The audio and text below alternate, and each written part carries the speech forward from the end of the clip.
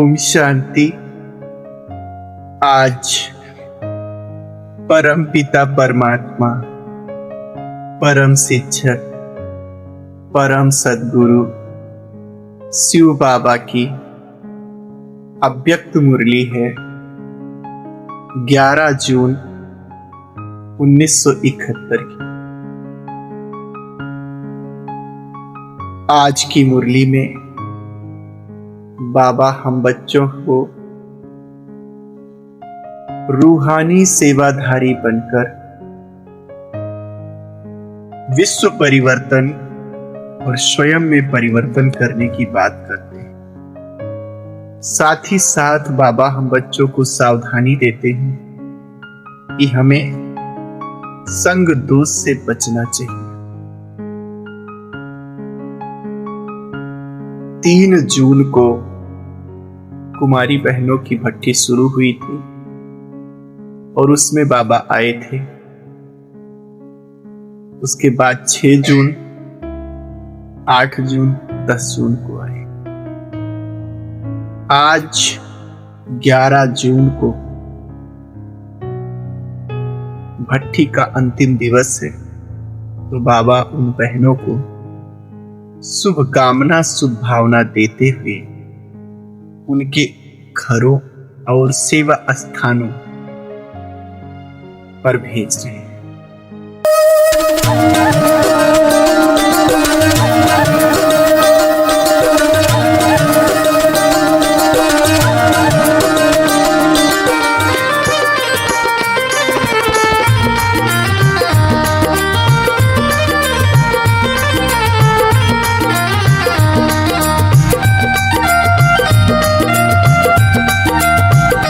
करुणा के सागर ज्ञान दाता, तेरी पल पल याद हमें आए। करुणा के सागर ज्ञान दाता, तेरी पल पल याद हमें आए।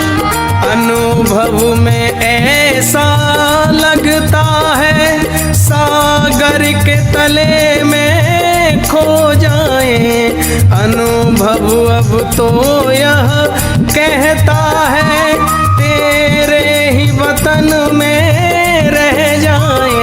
करुणा के सागर ज्ञान दाता, तेरी पल पल याद हमें आए।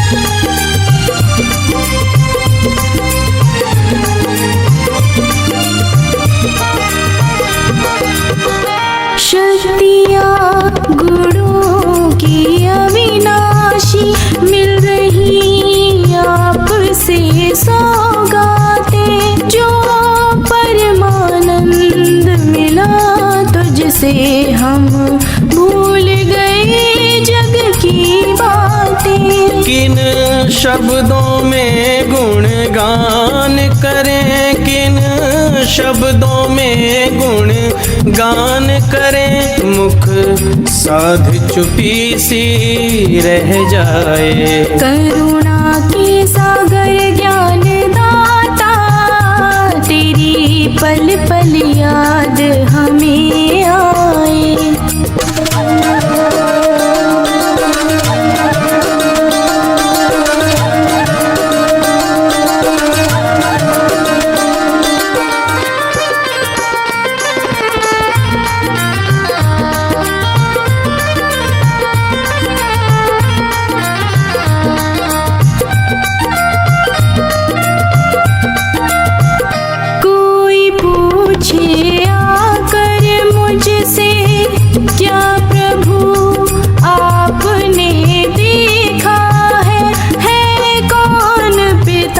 परमेश्वर वो गीता में जिसका लेखा है। देखा ही नहीं मिलते अब भी ही नहीं मिलते अब भी, जब याद करें सम्मुख पाए।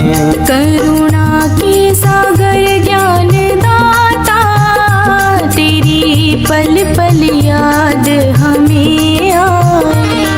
अनुभव में ऐसा लगता है सागर के तले में खो जाए। अनुभव अब तो यह कहता है तेरे ही वतन में रह जाए। करुणा के सागर ज्ञान दाता, तेरी पल पल याद हमें आए।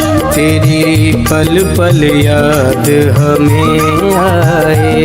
तेरी पल पल याद हमें आए।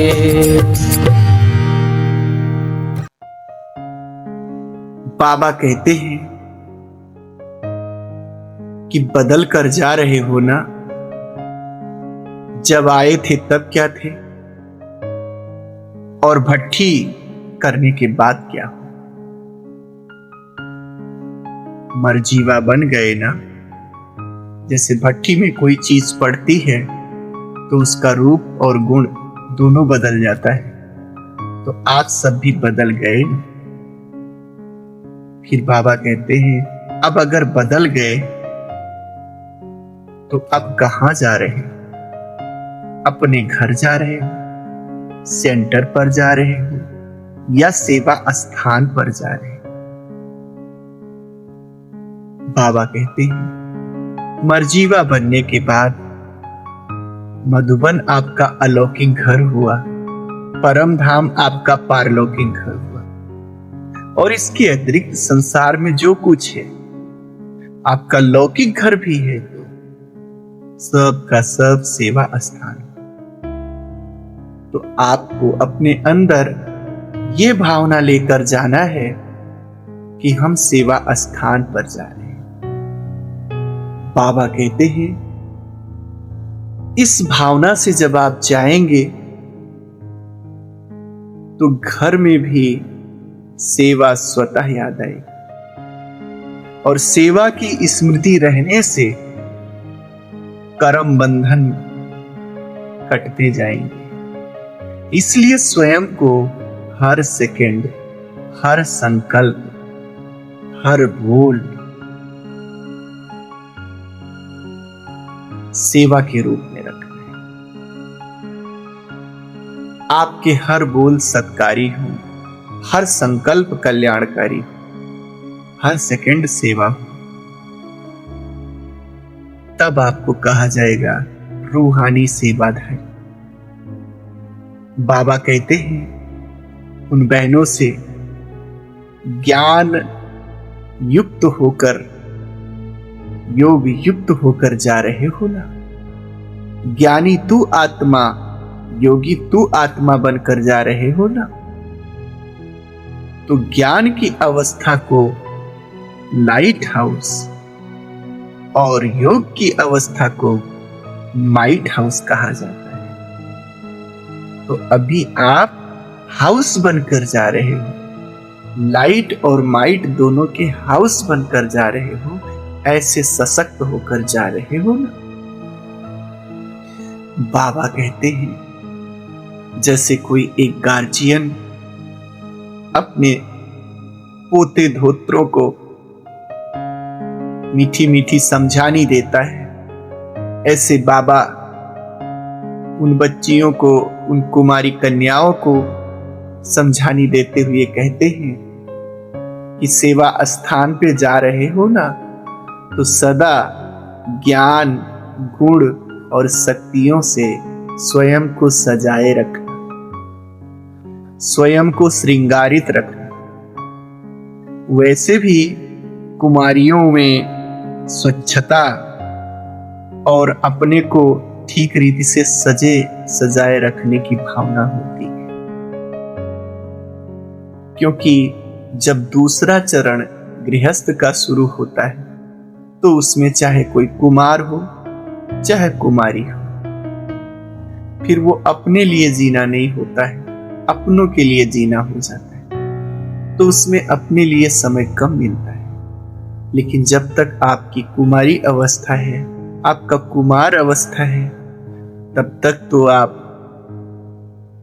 को स्वयं को ही सजाने की जिम्मेदारी दोनों रूप से, स्थूल रूप से भी, सूक्ष्म रूप से भी। बाबा कहते हैं कि आप बाहर जा रहे हो, सेवा क्षेत्र में जा रहे हो, तो सेवा क्षेत्र में तरह तरह के विघ्न आएंगे, तरह तरह की बातें आएंगी, परिस्थितियां आएंगी, लेकिन आपको परिस्थितियों से घबराना नहीं है,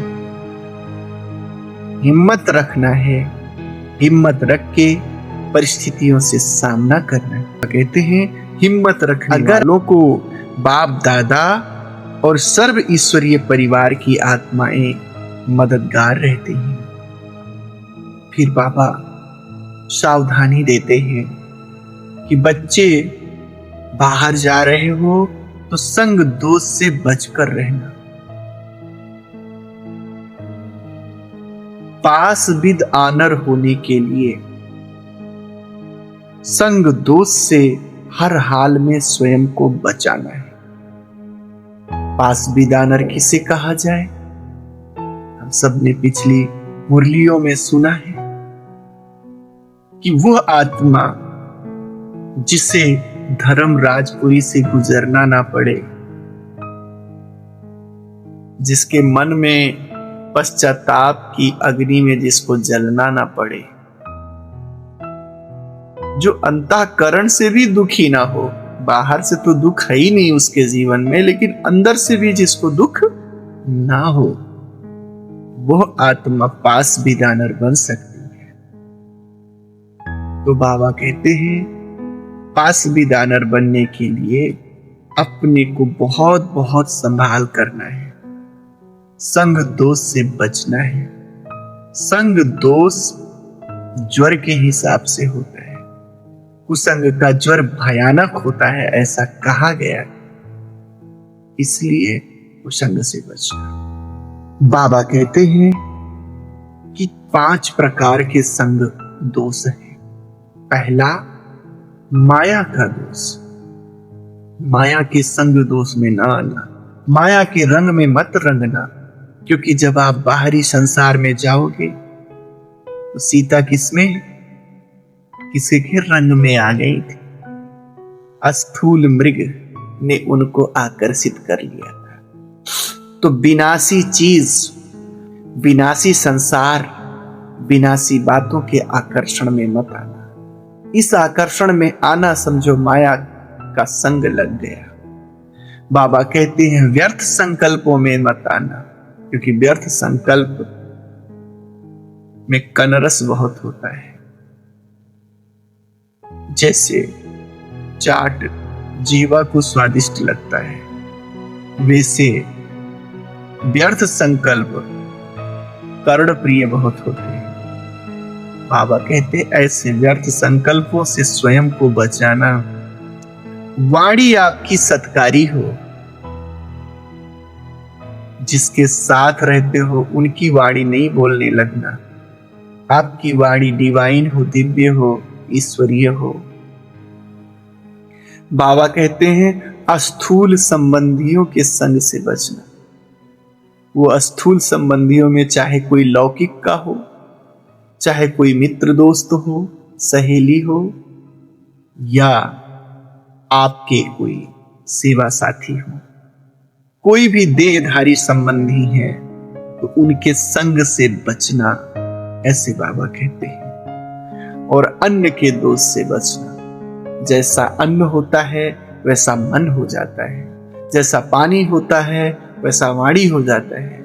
इसलिए जैसे अन्न और जल को बिना परमात्मा को स्वीकार कराए आप नहीं स्वीकार करते, उसी प्रकार से आप किसी के विचारों को, किसी की वाणी को बिना बाबा की मुरली से टैली किए हुए, प्रमाणित किए हुए आप उसको स्वीकार नहीं करो, तो आप संग दोष से बच सकते हैं। बाबा कहते हैं अगर संग दोष के पेपर से बच गए तो समझो बाप के समीप आ गए। आज की मुरली का जो सार है वो यही है कि तीनों लोकों में ऐसे कौन से रतन हैं जो सदैव बाप दादा के समीप रहते। समीप रत्नों की निशानियां क्या हो सकती हैं? तो उस सार का ही बाबा कहते हैं समीप आना। समीप आने के लिए, बाप के समीप रहने के लिए तीनों लोकों में, तीनों कालों में एक गुण होना चाहिए, और वो ये है कि हम संग दोष से बचे। तीनों लोक अर्थात परम धाम में हम बाप के सबसे करीब स्थान प्राप्त करें। सूक्ष्म वतन में बाबा के पास रहें और स्थूल वतन में संगम युग पे भी बाप दादा के समीप रहें। तीनों कालों में, वर्तमान में, अभी संगम युग, भविष्य, राजधानी में हम ब्रह्मा बाप के साथ साथ रहें, और जब द्वापर में भक्ति शुरू हो तो उसमें भी हम बाप के समीप रहें, परमात्मा प्रेम के समीप रहें। ऐसा करने के लिए एक ही गुण की आवश्यकता है, और वो है संग दोष से बचना। बाबा कहते हैं अगर संग दोष आ गई, संग दोष में आ गए तो दूर हो जाओगे बाप से। फिर ना तो निराकारी वतन में, ना अभी संगम युग में, और ना भविष्य में पास रह सकेंगे। एक संग दोष तीनों लोकों से दूर हटा देता है। एक संग दोष से बचने से तीनों लोकों में, तीनों कालों में बाप के समीप रहने का भाग्य प्राप्त कर सकते हैं। संग दोष से चाहे दूर हट जाओ, चाहे एक संग दोष से बच करके सदा के लिए बाप के साथ रह जाओ। बाबा कहते हैं समान याद दिलाते हुए कि यह संगठन तो होली हंसों का संगठन है। आपको होली हंस के गुण और कर्तव्य याद है? बाबा कहते हैं होली हंस बन, बाप जो सर्व गुणों के सागर हैं उस सागर के किनारे बैठे रहे, सागर से दूर नहीं गए। उस सागर से मिलने वाले मोती को ही चुनेंगे, कंकड़ को स्वीकार नहीं करेंगे। मोती और कंकड़ को छांटना है, जैसे हंस नीर और क्षीर का विवेक कर देता है, ऐसे आपको भी हंस बन करके कंकड़ और मोती को छांट लेना है। बाबा कहते हैं संग दोष से बचना है और ईश्वरीय संग में रहना है। बुद्धि सदैव ईश्वरीय संग में रहे और स्थूल संबंध में भी ईश्वरीय संग रहे। आप चाहे जहां रहो, चाहे जिन लोगों के साथ में रहो, लेकिन आपकी बुद्धि सदैव एक बाप के साथ रहे। अच्छा, Om Shanti. Om Shanti. I'm a peaceful soul. Om Shanti.